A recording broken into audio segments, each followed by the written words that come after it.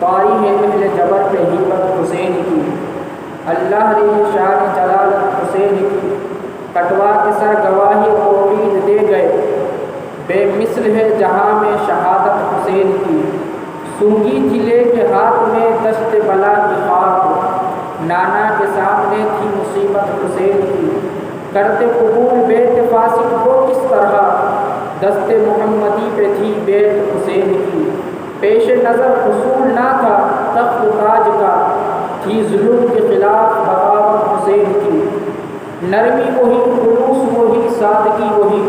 ملتی تھی مصطفیٰ سے طبیعت حسین کی۔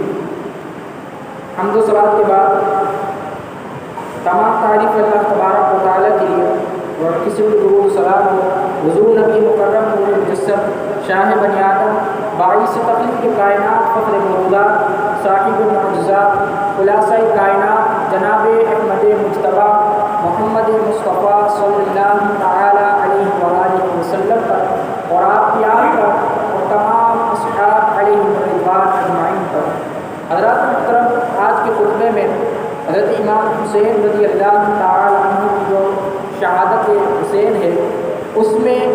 پوری دنیا میں جیسی آپ کی شہادت ہوئی ہے ایسی شہادت کسی کی نہیں ہوئی ہے۔ آج اس حوالے سے چند باتیں آپ کو گوش گزار کروں گا۔ دعا ہے اللہ تبارک و تعالیٰ کی پاک بارگاہ میں اللہ تبارک و تعالیٰ مجھے کلمۃ الحق بیان کرنے کی توفیق عطا فرمائے، اور ہم سب کو فرامین مصطفیٰ صلی اللہ تعالیٰ علیہ وآلہ وسلم سن کر ان پر عمل کرنے کی توفیق عطا فرمائے، اور جہاں جہاں حضور صلی اللہ تعالیٰ علیہ وآلہ وسلم کا نام مبارک آئے، اللہ تبارک و تعالیٰ ہمیں حضور کا نام سن کر درود پاک پڑھنے کی توفیق عطا فرمائے۔ حضرات محترم، تاریخ اسلام میں بے شمار شہادتیں ہوئی، اور ہر شہادت اپنی جگہ ایک نمایاں حیثیت اور اپنا مقام رکھتی ہے اور قدر و منزلت ہے اس کی۔ ہر شہادت میں اسلام کی بقا اور آقا دو جہاں صلی اللہ تعالیٰ علیہ وآلہ وسلم کے دین کی بقا، آپ کے دین کی آبیاری اور آپ کی سنت مبارکہ کے حیات میں جو پوشیدہ راز ہیں وہ چھپے ہوئے ہیں۔ یعنی جتنی بھی شخصیات نے شہادت کا مقام و مرتبہ پایا ہے، ہر ایک کو ہر کسی میں ان کی جو موت ہوئی اور ان کو جو شہادت ملی ہے اس میں ان کے راز پوشیدہ ہے۔ شہادت امام حسین کا واقعہ کے اعتبار سے دیگر تمام شہادتوں کا مختلف ایک اپنا باب رکھتا ہے، اور اس کی انفرادیت کی ایک وجہ یہ بھی ہے کہ آپ خاندان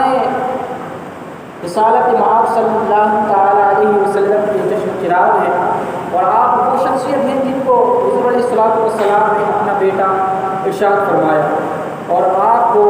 اپنے کاندھوں پر سواری کرائی۔ آپ وہ شخصیت ہیں کہ جب آپ کاندھے مبارک پر بیٹھ جاتے تو جب تک آپ نیچے تشریف نہ لاتے تب تک آپ سجدے سے نہ اٹھتے، اور آپ وہ شخصیت ہیں کہ جو آنکھ کھولتا ہے تو وہ چہرہ مصطفیٰ کو دیکھتا ہے۔ ہر کسی کو گھٹی الگ الگ ملتی ہے، کسی کو کوئی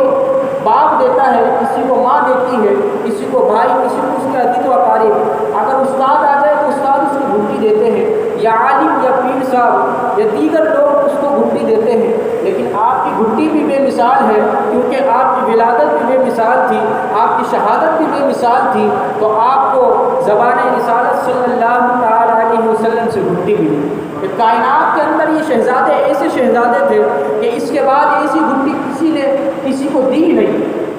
رسول پاک علیہ الصلوۃ والسلام کے اس نواسے نے اتنے ظلم سہنے کے بعد بھی یزید کے ہاتھ پر بیٹھ